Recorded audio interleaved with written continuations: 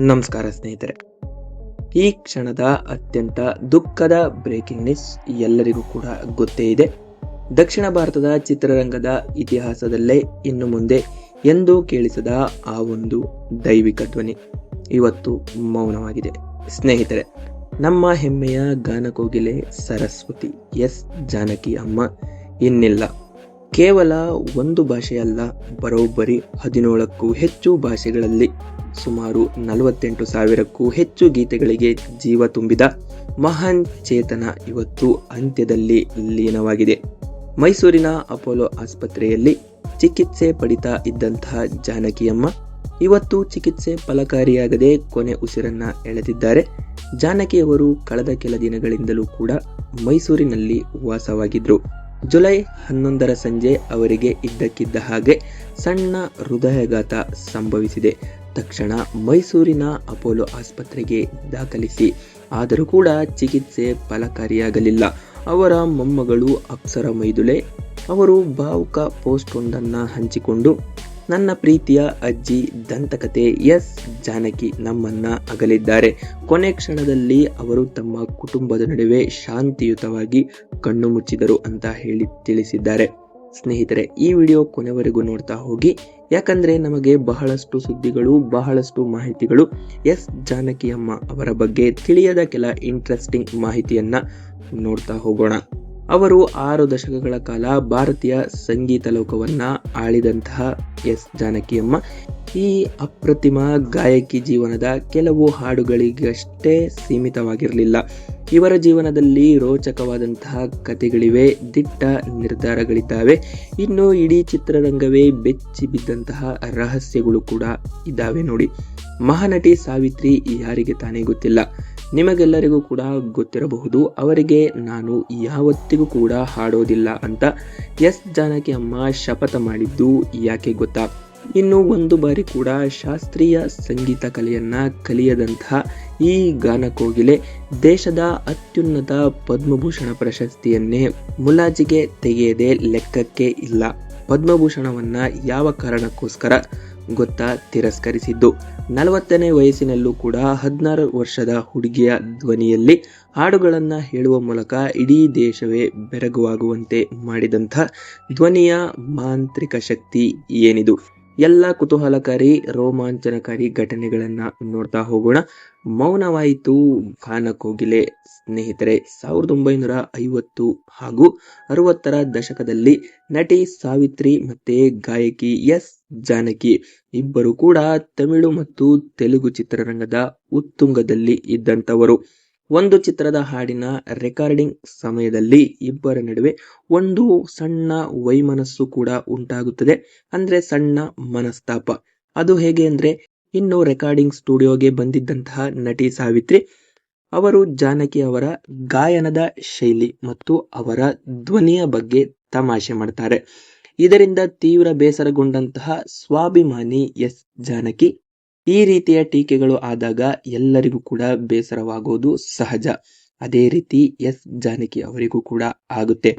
ಇನ್ನು ಮುಂದೆ ನಾನು ಸಾವಿತ್ರಿ ಅವರಿಗೆ ಯಾವುದೇ ಸಿನಿಮಾಗಳಿಗೆ ಹಾಡೋದಿಲ್ಲ ಅಂತ ಕಠಿಣ ನಿರ್ಧಾರವನ್ನ ತೆಗೆದುಕೊಂಡಿದ್ರು.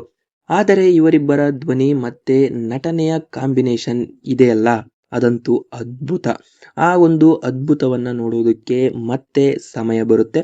ಮುಂದೆ ಜಾನಕಿ ಅವರ ಪ್ರತಿಭೆಯನ್ನ ಅರಿತಂತಹ ತಿಳಿದಂತಹ ಸಾವಿತ್ರಿ ಅವರು ತಮ್ಮ ತಪ್ಪಿಗೆ ಕ್ಷಮೆಯನ್ನ ಯಾಚಿಸುತ್ತಾರೆ.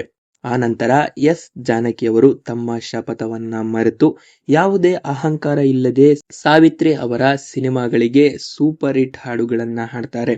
ಇನ್ನು 2013ರಲ್ಲಿ ಕೇಂದ್ರ ಸರ್ಕಾರ ಒಂದು ಗಣರಾಜ್ಯೋತ್ಸವ ಅಂಗವಾಗಿ ಎಸ್ ಜಾನಕಿ ಅವರಿಗೆ ಪದ್ಮಭೂಷಣ ಪ್ರಶಸ್ತಿಯನ್ನ ಘೋಷಣೆ ಮಾಡುತ್ತೆ. ಆದರೆ ಈ ಒಂದು ಕಾರ್ಯಕ್ರಮದಲ್ಲಿ ಎಸ್ ಜಾನಕಿ ಅವರು ಕೂಡ ಹಾಜರಿರುತ್ತಾರೆ. ಇನ್ನು ಎಸ್ ಜಾನಕಿ ಅವರಿಗೆ ಪ್ರಶಸ್ತಿಯನ್ನ ಸ್ವೀಕಾರ ಮಾಡಲಿಕ್ಕೆ ನೇರವಾಗಿ ಪದ್ಮಭೂಷಣ ಪ್ರಶಸ್ತಿಯನ್ನ ನಿರಾಕರಣೆಯನ್ನ ಮಾಡ್ತಾರೆ. ಹಾಗಾದ್ರೆ ಯಾಕೆ? ಇನ್ನು ಪ್ರಶಸ್ತಿ ನಿರಾಕರಿಸಿದ ನಂತರ ಮಾತನಾಡಿದಂತಹ ಎಸ್ ಜಾನಕಿ, ನನಗೆ ಪ್ರಶಸ್ತಿ ಸಿಕ್ಕಿದ್ದಕ್ಕೆ ಸಂತೋಷ ಇದೆ, ಆದರೆ ಇದು ತುಂಬಾ ತಡವಾಗಿ ಬಂದಿದೆ. ನಾನು 5 ದಶಕಗಳಿಗೂ ಹೆಚ್ಚು ಕಾಲ ಚಿತ್ರರಂಗದಲ್ಲಿದ್ದೀನಿ. ದಕ್ಷಿಣ ಭಾರತದ ಕಲಾವಿದರನ್ನ ಕೇಂದ್ರ ಸರ್ಕಾರ ಸರಿಯಾದ ರೀತಿಯಲ್ಲಿ ಸರಿಯಾದ ಸಮಯಕ್ಕೆ ಗುರುತಿಸೋದಿಲ್ಲ. ಯಾಕೆ? ನನಗೆ ಈಗ ಸುಮಾರು 75 ವರ್ಷ. ಈ ವಯಸ್ಸಿನಲ್ಲಿ ನನಗೆ ಪ್ರಶಸ್ತಿ ಅಗತ್ಯ ಕೂಡ ಇಲ್ಲ ಅಂತ ನೇರವಾಗಿ ಸಾರುತ್ತಾರೆ. ಈ ಮೂಲಕ ದಕ್ಷಿಣ ಕಲಾವಿದರ ಪರವಾಗಿ ದಿಟ್ಟ ಧ್ವನಿಯನ್ನ ಎತ್ತಿದ್ರು ಎಸ್ ಜಾನಕಿ ಅವರು. ಯಾವುದೇ ಶಾಸ್ತ್ರೀಯ ಸಂಗೀತದ ಪರಿಚಯವೇ ಇಲ್ಲದ, ತರಬೇತಿನೇ ಇರಲಿಲ್ಲ. ಆದರೂ ಕೂಡ ಅವರ ಧ್ವನಿ ಮಾತ್ರ ಇಡೀ ಜಗತ್ತನ್ನೇ ಬೆರಗುಗೊಳಿಸುತ್ತಿತ್ತು. ಇನ್ನು ಜಾನಕಿ ಅವರು 16ರ ವಯಸ್ಸಿನ ಮಗುವಿನಂತೆ ಮುಗ್ಧ ಧ್ವನಿಯಲ್ಲೇ ಕಣ್ಣೆ ಕಲೈಮಾನೆ ಹಾಡನ್ನ ಹಾಡ್ತಾರೆ. ಇದಕ್ಕೆ ಅವರಿಗೆ ರಾಷ್ಟ್ರ ಪ್ರಶಸ್ತಿ ಕೂಡ ಒಲಿತು. ವಿಶೇಷವಾಗಿ ಅಂದರೆ ಅವರು ಒಂದೇ ಹಾಡಿನಲ್ಲಿ ಹಸುಗೂಸಿನ ಧ್ವನಿ, ಗಂಡಸಿನ ಧ್ವನಿ, ಪ್ರೇಮ ಹಾಗೂ ಮುದುಕಿಯ ಧ್ವನಿಯನ್ನ ಅತ್ಯಂತ ಲೀಲಾಜಾಲವಾಗಿ ಸೃಷ್ಟಿ ಮಾಡ್ತಾ ಇದ್ರು. ಇನ್ನು ಹಲವರು ಕೂಡ ಜಾನಕಿ ಅವರ ಧ್ವನಿಯನ್ನ ಮ್ಯಾಜಿಕ್ ಧ್ವನಿಯ ವಿಸ್ಮಯ ಅಂತ ಕೂಡ ಹೇಳಿಕೊಂಡಿದ್ದಾರೆ. ಇನ್ನು ನಂಬಲಿಕ್ಕೆ ಅಸಾಧ್ಯ ಆದರೂ ಕೂಡ ಜಾನಕಿಯವರು ಯಾವುದೇ ಅಧಿಕೃತವಾದಂಥ ಶಾಸ್ತ್ರೀಯ ಸಂಗೀತ ತರಬೇತಿಯನ್ನ ಪಡೆದಿರಲಿಲ್ಲ.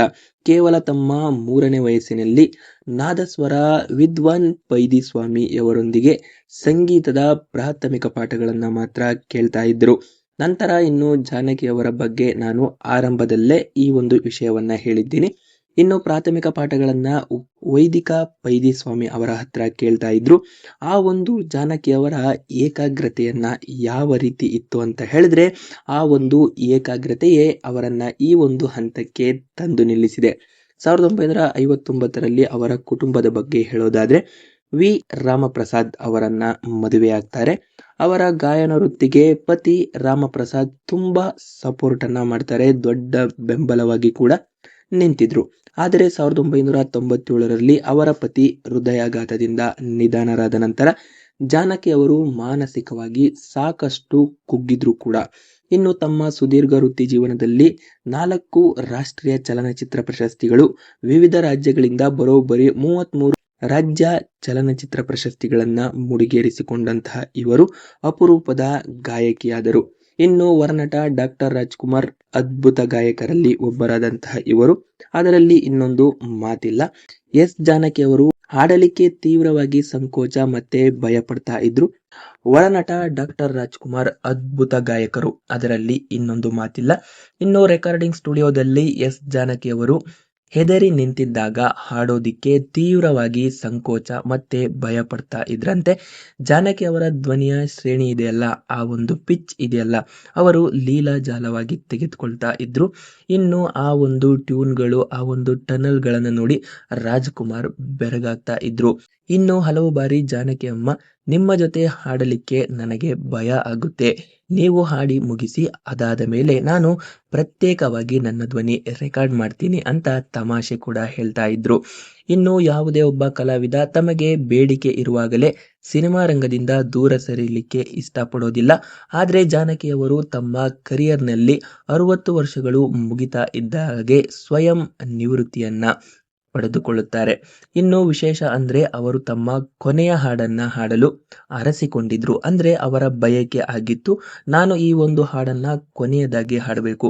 ಒಂದು ಸಣ್ಣ ಮಲಯಾಳಂ ಜೋಗುಳ ಹಾಡನ್ನ 10 ಕಲ್ಪನಾ ಕಲ್ಲೋನ್ನ ಒಂದು ಸಿನಿಮಾ, ಅಂದ್ರೆ ಒಂದು ಸಣ್ಣ ಮಲಯಾಳಂ ಹಾಡನ್ನ ನಾನು ನನ್ನ ವೃತ್ತಿ ಬದುಕನ್ನ ಜೋಗುಳ ಹಾಡಿನೊಂದಿಗೆ ಆರಂಭಿಸಿದ್ದೇನೆ, ಜೋಗುಳದ ಹಾಡಿನೊಂದಿಗೆ ನನ್ನ ಗಾಯನ ಪಯಣವನ್ನ ಮುಗಿಸ್ತಾ ಇದ್ದೀನಿ ಅಂತ ಹೇಳಿ 2016ರಲ್ಲಿ ಮೈಕ್ ಅನ್ನ ಕೆಳಗಿಡುತ್ತಾರೆ. ಆ ನಂತರ ಅವರು ಯಾವುದೇ ಸಿನಿಮಾಗೂ ಕೂಡ ಹಾಡಲೇ ಇಲ್ಲ.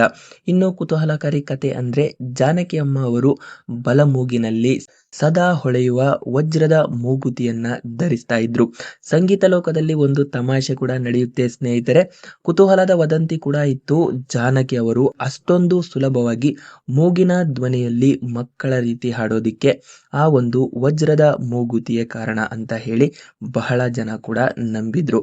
ಅವರ ಮೂಗಿನ ನರವನ್ನ ಅದು ಕಂಟ್ರೋಲ್ ಮಾಡುತ್ತೆ ಅಂತ ಅಭಿಮಾನಿಗಳು ನಂಬಿದ್ರಂತೆ. ಆದರೆ ಜಾನಕಿಯವರು ಶ್ವಾಸಕೋಶದ ಸಾಮರ್ಥ್ಯ ಮತ್ತೆ ಕಂಠದ ಕಸರತ್ತಿನಿಂದ ಮಾತ್ರವೇ ಅದನ್ನ ಮಾಡೋದಿಕ್ಕೆ ಸಾಧ್ಯವಾಯಿತು. ಇನ್ನು ಹೆಚ್ಚಿನ ಇಂಟ್ರೆಸ್ಟಿಂಗ್ ವಿಷಯಗಳು ಅಂದ್ರೆ, ದಕ್ಷಿಣ ಭಾರತದ ಅತಿ ಹೆಚ್ಚು ಸಂಭಾವನೆ ಪಡೆತಕ್ಕಂತಹ ಗಾಯಕಿಯರಲ್ಲಿ ಜಾನಕಿ ಆದರೆ ಅವರು ಯಾವತ್ತೂ ಕೂಡ ಮಿನುಗುವ ರೇಷ್ಮೆ ಸೀರೆ ಆಗಲಿ ಭಾರಿ ಒಡವೆಗಳನ್ನಾಗಲಿ ಧರಿಸಿರಲಿಲ್ಲ. ಸದಾ ಬಿಳಿ ಮತ್ತು ಬಿಳಿ ಬಣ್ಣದ ಹತ್ತಿ ಸೀರೆಯನ್ನ ಉಟ್ಟು ಅತ್ಯಂತ ಸಾಮಾನ್ಯ ಮಹಿಳೆಯಂತೆ ಸ್ಟುಡಿಯೋಗೆ ಬರ್ತಾ ಇದ್ರು. ಅದನ್ನ ನೋಡೋದಿಕ್ಕೆ 2 ಕಣ್ಣುಗಳೇ ಸಾಲದು. ಈ ಭೂಮಿಯ ಮೇಲೆ ಸಂಗೀತ ಅನ್ನೋದು ಇರೋ ತನಕ ಕೋಗಿಲೆಗಳ ಧ್ವನಿಯನ್ನ ಮರೆಯೋದಿಕ್ಕೆ ಹೇಗೆ ಸಾಧ್ಯ ಇಲ್ಲ, ಅದೇ ರೀತಿ ನಮ್ಮ ಗಾನ ಕೋಗಿಲೆ ಜಾನಕಿ ಅಮ್ಮನವರನ್ನ ನಾವು ಮರೆಯೋದಿಕ್ಕೆ ಆಗೋದಿಲ್ಲ. ಇವರು ನಮ್ಮ ನಡುವೆಯೇ ಬದುಕಿರುತ್ತಾರೆ. ಇವತ್ತಿಗೆ ಈ ದೈವಿಕ ಕಂಠದ ಇಹಲೋಕದ ಪಯಣ ಮುಗಿಯುತ್ತಿದೆ. ಆದರೆ ಅವರು ಬಿಟ್ಟು ಹೋಗಿರತಕ್ಕಂಥದ್ದು ಅಕ್ಷಯ ಸಂಗೀತದ ಒಂದು ನಿಧಿಯನ್ನ. ಇನ್ನು ಅಭಿಮಾನಿಗಳ ಹೃದಯದಲ್ಲಿ ಯಾವತ್ತಿಗೂ ಶಾಶ್ವತವಾಗಿರುತ್ತದೆ. ಭಗವಂತ ಅವರ ಆತ್ಮಕ್ಕೆ ಶಾಂತಿಯನ್ನ ನೀಡಲಿ ಎಂದು, ಅವರ ಕುಟುಂಬಕ್ಕೆ ದುಃಖವನ್ನ ಭರಿಸುವ ಶಕ್ತಿ ಕರುಣಿಸಲಿ ಅಂತ ಪ್ರಾರ್ಥನೆ ಮಾಡ್ತಾ ಇದ್ದೀವಿ.